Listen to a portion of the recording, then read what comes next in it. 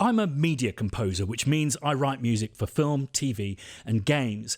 But I didn't go to music college, don't read music, and didn't study theory, orchestration or instrumentation. Now, don't get me wrong, I have ultimate respect for people who do go to music college. I feel that this is by far the most secure foundation for a life in orchestral understanding, harmony, instrumentation, orchestration. But fortunately, for those of us who can't or didn't, for whatever reasons, go to music college, there are different ways now of learning the theory of orchestration, one that is much more hands-on, thanks to technology, thanks to samples, and this is the way in which I learned. The thing about sample libraries and computerized music as a whole is it gives us composers ultimate control. And what's very interesting about it is when you translate what you do with sample libraries and computers onto a scoring stage with an orchestra, there's often lots of surprises. And I certainly at the beginning of my career really kind of butted up against the unexpected. But I realised over a process of scores and sessions with players that indeed that's the magic of working with live players. It's ceding control and opening your mind to the unexpected. The thing is, though, because I didn't go to music college, I do suffer horrifically from imposter syndrome. And when I make my music sound like this,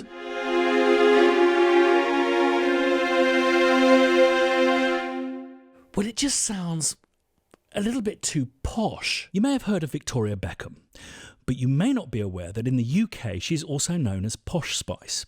She was named such because of all of the spices, scary, sporty, baby, and really scary, ginger, Posh Spice looked the poshest. It's an old Romney term that means half, and it refers to half-crowners, or people who had half crowns, which were a lot back in the day. Us Brits use it to mean something stylish and expensive. When something looks pricey, us Londoners say, that looks well posh. Biscuits? Posh biscuits. Getting out of the bath to have a wee is considered posh. House? Posh house. Sauce? Posh condiment. Frocks? Posh frocks. Posh Spice. So back in the day, probably my 5th or 6th orchestral score, I decided I was going to do everything. I was going to write it, compose it, arrange it, orchestrate it. I even copied it and conducted it myself. Ultimate control. And I was in love with this slightly more, kind of primitive sound of harmonics, but didn't really understand how they were produced. Here's the sound.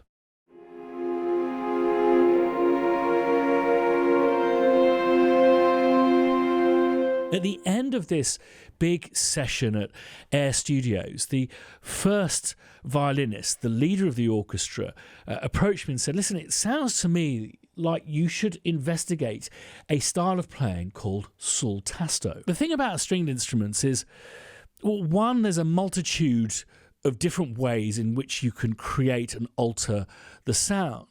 But also, out of the box, they don't sound very nice. So you have to form a deeply human interaction with the instrument in order to make it express in a way that affects us humans emotionally. So with a violin, you make your note with the left hand. So I want to play that note. And you simply draw your bow across that string with that note depressed. What? Let's get an expert to talk us through this. On a string instrument, we have all the weight of the bow here, and this is the light end. So the balance point in a bow is actually here, not in the middle. So you've got heaviness at this end, and you've got a lighter end here. But what string players are trained to do is make it kind of that you wouldn't know if you're at the weak end or the strong end. So we're trained to make sure that it sounds equal throughout. So you can get completely consistent long note all the way through the bow. And hopefully you wouldn't tell which end you're starting at, because it should be equal throughout. And you can make a long note really last as long as you want. So an exercise I had to do when I was learning to play was stick a timer on and try and beat my teacher to have the longest time that you just sit with a sort of consistent sound all the way to the end. So you can make them last quite a long time, and you can have any kind of dynamic with a long note. It doesn't have to be loud, it can be quiet. Or it could be strong.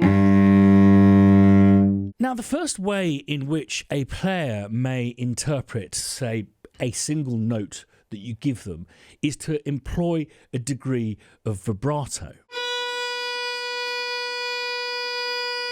So that's just a general stopped note. It's stopped with the finger. If you just go 1, 2, 3, so you're kind of pulsing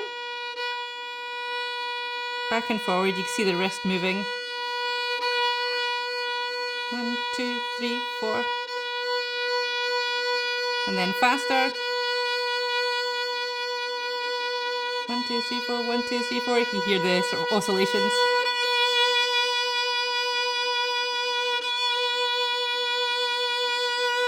And that would be my regular vibrato right there. With vibrato, you've got 4 variables. You've got wide or narrow and fast and slow. So you can combine them however you want.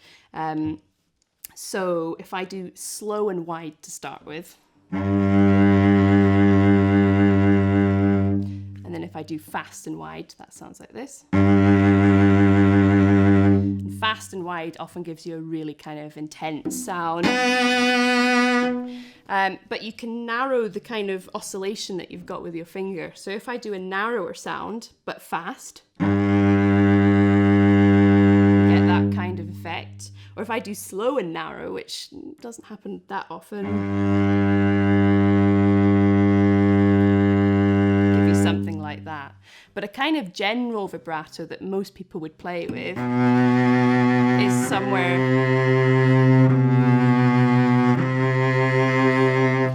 kind of middling, you know, it's not going to be massive. That would be reserved for really intense playing. Wide and fast is your most intense. That kind of sound. So this would be a stopped note with no vibrato. And then this is how it sounds with vibrato. So you can hear the slight oscillation. And you're never going so wide that you're starting to hear the other pitches around the G, but you're just giving it some warmth. So if we go back to this posh sound, as I called it earlier, that's about 12 players playing with quite a lot of vibrato. If I take the vibrato down, so you can combine the two for kind of expressive effect.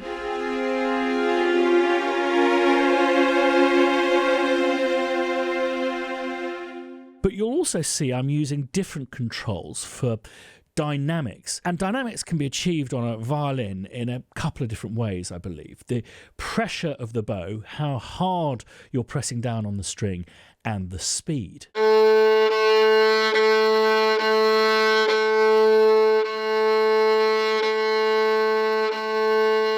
So I'm using the same pressure, but, you know, faster at the beginning. But then if I was to press harder, it's more of a depth of tone there. So this is a whole bunch of strings playing in this normal style, just what we'd refer to as just long, how most players would interpret a note with no instructions on it, bowing with a bit of vibrato. So this posh sound, as I've called it, could be referred to as normal. It's basically the way in which most string players will play a note that's given to them without any instruction. And what's very interesting about normal is today's normal won't be the same as, say, the 1950s normal. Sonic proclivities change, kind of like fashion, but maybe not as quickly as, say, dance music trends or pop trends, slightly more glacial. But if you were to listen to the normal of strings being played in Bernard Herrmann's era in the late 1950s compared to today, it would be an entirely different sound. Going back to Bernard Herrmann, he lent into a sound that for some reason really does suit movies. It's a sound that creates a really silky top end, and I think there's something to do with perforated screens and the speakers or the PA equipment that's placed behind these screens, it tends to have a deadening effect to orchestral music. That and room ambience and dialogue and sound effects, it tends to remove all of the detail in strings. So he adopted something called consordino, or to play with mutes. This is a standard mute that you'd see. Most players in an orchestra would have this. Everyone would have one. And the mute dampens the vibrations on the bridge. If I play a string without it on, that's your open G. And with it on, it sort of changes the quality of the sound, really. I play a scale with the mute on. Just slightly muffled.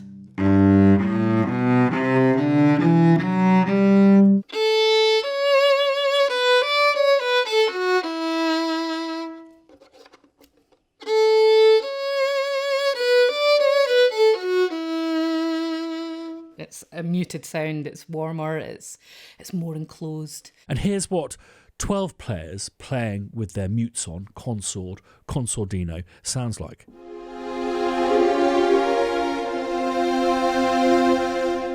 It's got a kind of silky, almost synth-like tone to it.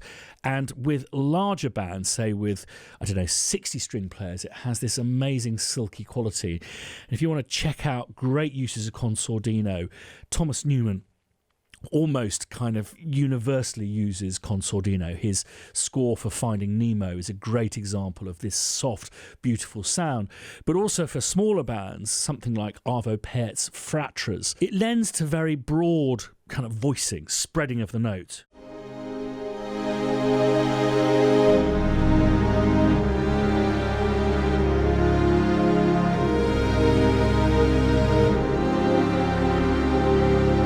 So for me, even though I love consordino, it still sounds just that little bit posh for who I am as a person. And I'm a true believer as a composer of not being contrived, representing emotion through what you understand. And my understanding of stringed instruments is very basic, primitive, if you will. So a primitive sound was what I was looking for. But it's difficult to make primitive sounds without them sounding, well, just crap. Now, even in the beginning of my career, I was aware of a technique whereby instead of playing around here, if the string player plays closer to the bridge, you have a kind of harsher, more distorted sound. This is the bridge's the pont, and it's called Sul Pont or Sul Ponticello, which is on the bridge. So a normal note. So that's me moving the bow towards the bridge, and it's just got a more sort of broken sound.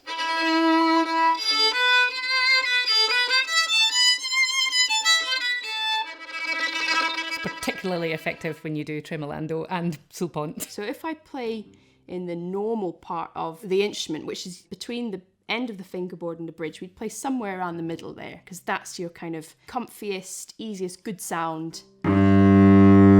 But if I keep going, you'll hear the difference as I go close to the bridge. So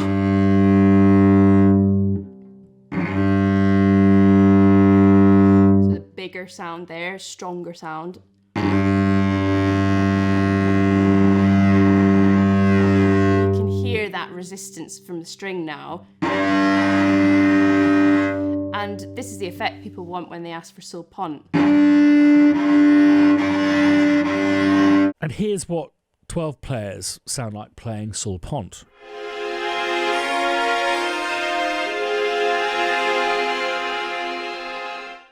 A great kind of metallic, difficult sound to listen to. That's certainly not that aching, primitive, warm sound of the harmonic that I was striving for. So normal's around here, Sul Pont is around there. What if you were to go the other direction and play more over the fingerboard or the neck? This is called Sultasto. Your point of contact is really important because you have most tension near the node, which is where the the vibrating loop stops. So there's most tension here, and there's much less tension here. You'd never play up here just because the strings, the angle between the strings is too close, so you'd end up hitting all the strings. And the angle's good down here, so you can easily play one string at a time. The further up you get, the harder that becomes, but you can make some fantastic quiet sounds above the fingerboard. So if you play up here, you're getting that really direct, sort of someone sitting at the back of the hall. They're going to hear that. If you play over the fingerboard, so if I play the same pressure, it's a huge difference because there's much less resistance in the string at this point. Sultasto is asking you to play over the fingerboard. Normal notes. So I'm using the same pressure, same speed, but it just dulls down a little the sound, and it's quite warmer.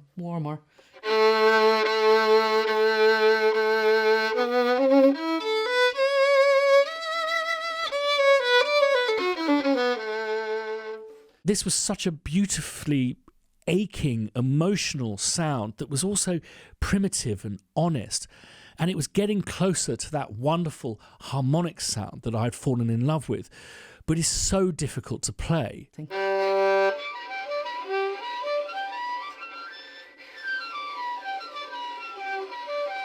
So you stop the first note with your first finger, and then you lightly press a fourth above, perfect fourth above.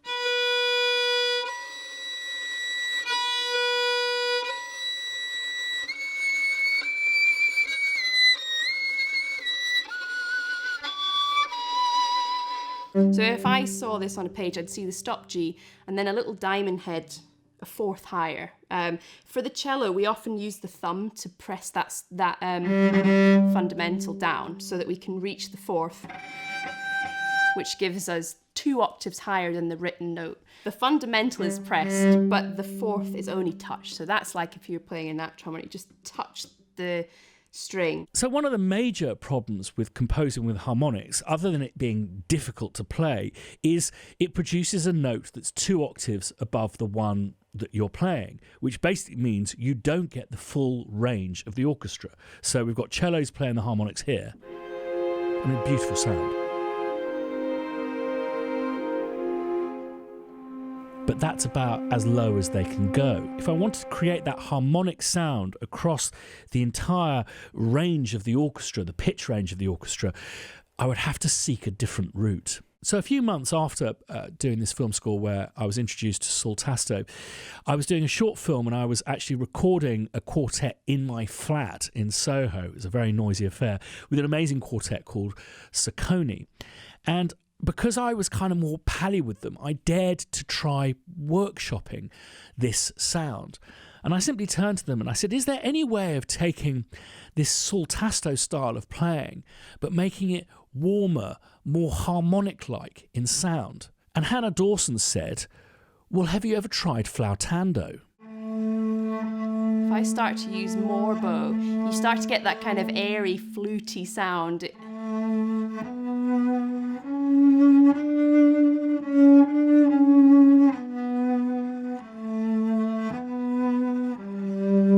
So by using a bit more speed, you can start to make a sound that's a little more, again, maybe just a little less focused and a bit more breathy for Flautando. So a bit of a faster bow, actually. So, well, it sounds like it is. It's kind of floating bow. So,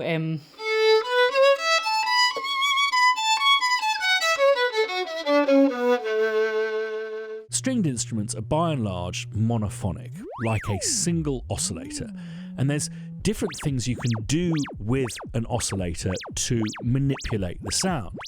However, they tend to be interdependent. If you filter a sound, it'll filter the whole thing. Not so with stringed instruments. There are various different ways that you can affect the sounds that are both independent and codependent. This is what makes violins, cellos, violas so expressive, because you can stack these different techniques, articulations on top of each other in different combinations to create different forms of expression. So bowing, mutes, vibrato, pressure, speed, position of bow. These are all interpretive decisions that the players make when being handed your notes. So Hannah and her 3 close quartet partners conspired to create this sound that for me was, this is it. And a few weeks after that, I found myself in the hall at Air Studios again, recording Albion 2. Now, Albion 1 was this hugely successful library that we did with Spitfire, which basically played into the zeitgeist at the time, was this immense hybrid sound, making an orchestra sound massive. But that's not who we are as Spitfire. We started out as a sample company who made chamber or small band sounds sound good. So whilst Albion was hugely successful, we wanted everyone to really witness what we could do with smaller bands. So that was Albion 2. It was something we were going, hope people like this, because everyone was trying to make really big sounding stuff, and we were kind of wanting to espouse our views that small can be beautiful. So we got all of the normal stuff, the consordino, the harmonics, the shorts, the pizzicato out the way. And funny enough, Hannah Dawson was on that session, and we had just a little bit of extra time left at the end. And I said, I know, Hannah, would you mind telling the rest of the orchestra how we created this sound? And we could see if we could make it with a bigger band. Lo and behold. And this is the sound that band made.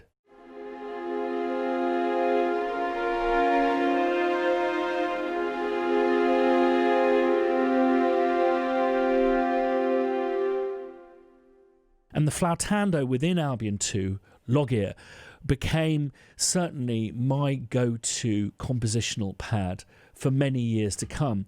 And I think that's the same for many, many people. Flautando moved people. It has an instantly aching quality. And if I was to cite one sound that is the Spitfire sound, that would be Flautando. And it all started with Albion log ear, which is why I'm so proud that we've brought this magical sound out of retirement for our more affordable originals range intimate strings.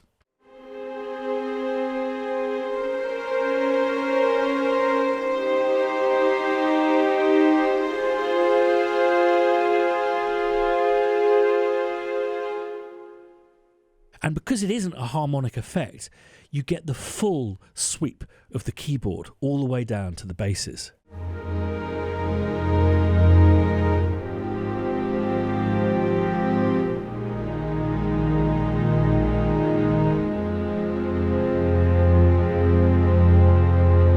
So the actual instruction that was given for that session was Sultasto, poco vib, so just a little bit of vibrato, warm, harmonic-like. And this was the instruction that I had to give for several years every time I wanted players to imitate the sound we had achieved with this pimped flautando technique. But it's interesting how these glacial changes in the way in which instructions are interpreted by musicians can be affected by something like technology. That is one of the most important things that I have learned over the years, learning with technology, learning by working with musicians without having a formal education, is that what is written on a score is simply a direction, not an instruction. It's why you have conductors who will basically go, when we see this written by Brahms, I want it this way. I don't want an entire orchestra of people to interpret this instruction differently, because that's all it is. It's a direction, it's guidance for the kind of sound you want. And I think what's so helpful about certainly my experience creating this flautando sound was simply to describe the sound that you wanted. And with the amazing open-mindedness of musicians these days, they were able to create that. I basically want you to play harmonics, but I want the full range of the keyboard, and I want it to be more expressive and less difficult to play. The net result was Flautando, our pimped Flautando, which is why I'm so proud that we've managed to bring it out of retirement and put it into this much more affordable package. So the wider world and people who, like me, haven't been to music college can experience how orchestras can be incredibly tender and how small can be more beautiful. I think one of the most important things culturally for us as business people, we're all entrepreneurs, us musicians, but also for us as composers and the development of our art is to not stand still. And the way of not standing still is to try and cede control of what it is you're looking for. As I said before, open your mind to exploration and the unexpected. These things that we write on our score are basically the beginnings of a collaboration. They're not instructions, they're directions. Now, during this video, I've generalized massively about the popularity of Flautando. It's just something I meet people who use the stuff that I've made and built with this amazing team that I work with. And Flautando is the one that often comes up as that's my favourite sound. But I'd love to hear, what's your favourite sound to write with? What's the one that you find yourself guiltily going back to, returning to? Thanks, as always, for watching. These libraries are all linked down below if you want to find out more about them and hear the various demos that we've done with them. If you haven't subscribed yet, be well worth it. Lots of fun stuff coming up, and ding that bell if you want to be notified the next time I put a video up. And last but not least, a massive thumbs up for Shona and Alice for their fantastic contributions today. See you next time.